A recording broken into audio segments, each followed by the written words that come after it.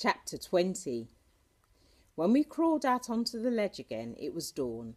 After dragging the boulder back into place, we sat against the cliff, exhausted. "It went well," Pepe said. I looked sideways at him. It did. He nodded. We left it at that because I was crying, and so was he. The sun was coming up over the valley. Where the light caught the tops of the hills, the rocks looked almost pink. Everything else was in shadow. The road twisting along the valley floor, the boulders that marked the way. I'd never seen a view more beautiful or more empty. I wiped my eyes. Now, at last, the curse should be broken. We could start hoping for better, happier things. I fancied a moment just to sit and take it all in. I was so tired. But it was good tiredness, like Nefertiti on a winter's evening curled up in front of the fire. After a while, Pepe left me to check on the others, but was back again in moments, looking agitated.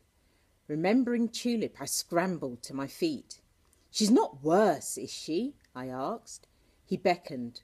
"Come, you can see for yourself." I followed him almost blindly off the cliff, back to the place where we'd left Tulip lying on Pepe's scarf. My heart was hammering. I didn't know exactly what to expect, but it certainly wasn't 3 people, where earlier there'd just been 2. Tulip looked better, thank heavens. Oz was beside her, staring not at his sister, but at the new addition to the group. A blonde-haired young man. All 3 were sitting cross-legged on the ground, the camels behind them dozing. Tulip waved. As I approached, she shot me a quick, questioning look. "Have you done it? Is the jar back where it belongs?" I nodded. Immediately she was all smiles. "Then you'll never guess who came back for his notebook." It wasn't exactly hard to. The reporter was right there in front of me. I stopped mid-stride. He looked very familiar. The beard was gone, but the nice smile made me realise he was the man from the train. "Crikey," I said, grinning back. "Hello, fancy you being here." "Hello." The man ran a hand rather sheepishly through his hair. "I expect you've guessed who I am by now, haven't you?" Well, you seem to be a reporter," I offered. As I sat down beside Tulip, I was aware of how shivery she was, not from fever anymore, but with excitement. And Oz, who never looked directly at anyone much, was gazing at the young man like he was a Christmas present that might be snatched away from him at any moment. "This is my best friend, Lil," Tulip said, then gestured to the reporter. "And this is Alex." I stared at him. I stared at her. And at him. At Oz. And at Pepe, who watched us, an arm round each of his camels' necks, tears rolling down his face. "Alex?" I frowned. "What? As in your brother, Alex?" "I don't think we've got another one," Tulip laughed. I was knocked sideways. This young man didn't look anything like the boy with the floppy hair whose portraits hung in the Mendoza's library. "You got on the train in Yugoslavia. You're the second-class ticket man," I cried. "But your beard—" "Gone," he said, patting his face. "It didn't suit me much, did it?" He certainly looked better without it. I turned to Oz. "Blimey! This was who you saw at Athens Station." But Oz, who would normally have enjoyed being right, wasn't even listening. He had his brother back, the lucky devil, Alex, who was sitting there with his notebook on his lap. "So you're a reporter?" I said again, because it hadn't all sunk in. "I'm afraid I am," Alex admitted. "I write for the Washington Post. I was sent by—" "Mr. Pemberton," I finished. It all began to make sense. "You're here to replace the man who had a motor car accident in Italy." That's it, Alex nodded. I was still confused. Where had he been since the war? Everyone in Tulip's family thought he was dead. But it wasn't my place to ask. I was learning too. Sometimes people only told you things, difficult things, when they were ready to do so. Well, you know your mother's going to eat you for breakfast, don't you? I remarked. Oz looked very worried. Tulip laughed fondly. I'm certainly going to get a proper telling off. And I probably deserve it, Alex agreed. I think we're all in for one of those, I pointed out. But you being here, I mean, it's incredible. And it was, though it didn't quite sink in, that such a better, happier thing had happened already. All I could do was burst into a fresh bout of tears. Mrs. Mendoza was waiting for us with a face like thunder. I've just reported you're missing to the local police, she cried as we arrived back at the houseboat. Tulip, what on earth happened to your leg?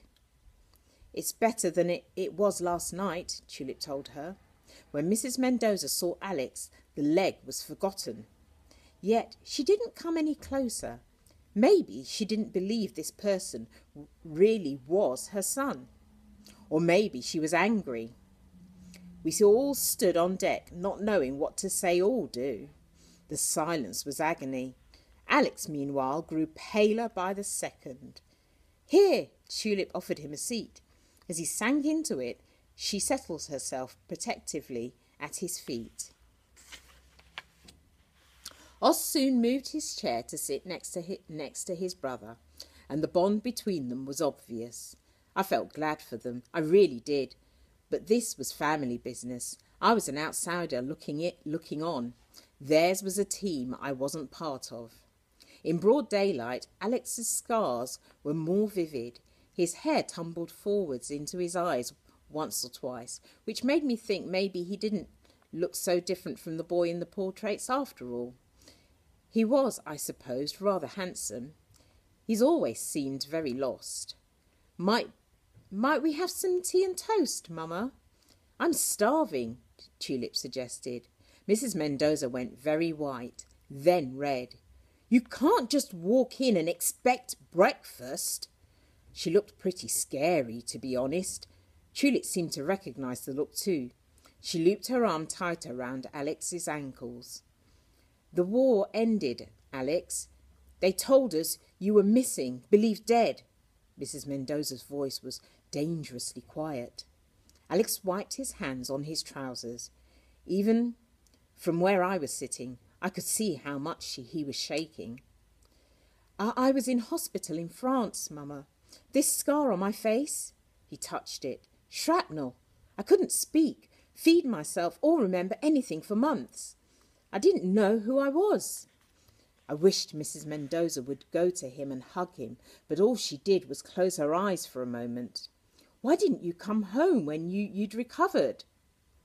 She asked in the same tight, quiet voice. Come home for what? Alex asked. Look at me, Mama. I can't even hold a cup of tea without spilling it. Mrs. Mendoza gritted her teeth. We thought you were dead. Everyone, even the War Office, thought you were dead. Alex was crying. I couldn't come home to you in pieces, Mama. You'd have been so disappointed. Disappointed? Mrs. Mendoza looked shocked. You've never disappointed me, ever. I thought of all the silver cups in the library, on the library shelves. The place at Oxford. Alex's spectacular future was all mapped out for him. That's exactly it. Don't you see? Alex said. I'm not your dazzling boy anymore. I've seen terrible things, seen chaps who I've shared lunch with die in half an hour later. The war changed me. A lump grew in my throat as I thought of my dad. The war probably had changed him too, though he'd never have said so much out loud. But hearing Alex give words and feelings to the sadness helped me understand a little better why Dad rarely smiled. Mrs. Mendoza, though, wasn't moved. Do you think you're the only person in the world who's suffered, All those wives who've lost husbands, all those children without fathers, mothers without sons. She almost spat the last word. And those men who did come home, disfigured, injured, out of their minds. Do you think they found it easy? Do you? Alex shook his head. I lost 2 tiny babies before you came along, she told him. You were my blessing. And then 4 years ago, I thought I'd lost you too. It was getting harder to listen. Everything they were saying made me think of my parents, especially that Sunday afternoon in St. Mary's churchyard. My mum had lost a baby. I'd never had the chance to be a sister to my brother, and all those years Grandad had missed out on not having a grandson. In my family, it wasn't the dead people who were mourned. It was the living one we'd never got to know. I'm sorry. Alex held up his hands. But the longer I stayed away, the harder it got to come back. When Mrs. Mendoza stepped towards her son, I honestly thought she was going to hit him. She didn't. She hugged him at last. It was a fierce, bone-crushing embrace, and anyone could see how much she meant it. Afterwards, we had tea and toast. Where have you been all this time, Alex? Mrs. Mendoza said, adding sugar to her tea. Now her anger had eased a bit, and she looked completely dazed. America mostly. I gave up on history. He smiled wryly. I'd had enough of dead people. I wanted to be a writer like you, Mamma. I thought it might help me to make sense of the world. Her face softened a little. And why are you here now? Did you track us down, or is it a mere coincidence? A little of both, he said, taking a deep breath. You see, I followed in your footsteps. I work for the Washington Post. I braced myself as Mrs. Mendoza froze mid-sip of tea. Nervously, Alex hurried on. When my colleague had an accident, I was sent to cover this terrific story. It was my first big break. I leapt at the chance, of course. More than anything I wanted to do was to impress you. Don't you see? You? Mrs. Mendoza nearly choked. Mr. Pemberton sent you? Oh, Lordy, Tulip muttered under her breath. Here we go. I winced. It was all about to come out. Our cover-ups, the misunderstandings about who'd sent which telegram and when. We'd also booked tickets under someone else's account. In amongst that lot, we'd probably done something rather criminal. Yet the great unravelling of more secrets didn't come. At least not then. Mrs. Mendoza was too stunned to say anything, and Alex, now he'd started, couldn't stop. I'd heard rumours of tensions between Mr. Carter and the locals here, though not much has been said in the papers about that so far. Back home, they're making him sound like a hero, I agreed. Exactly. Alex nodded vigorously. I followed him last night when he took off into the desert. He and Lord Carnarvon were up to no good. I'm sure of it. But they were on donkeys and I was on foot, so by the time I caught them, I'd missed the real action. It's a possible story lead, Mrs. Mendoza admitted, but you need to have all the details to write about it. I put down my teacup. We were there, I said. I saw it happen up close. What do you want to know?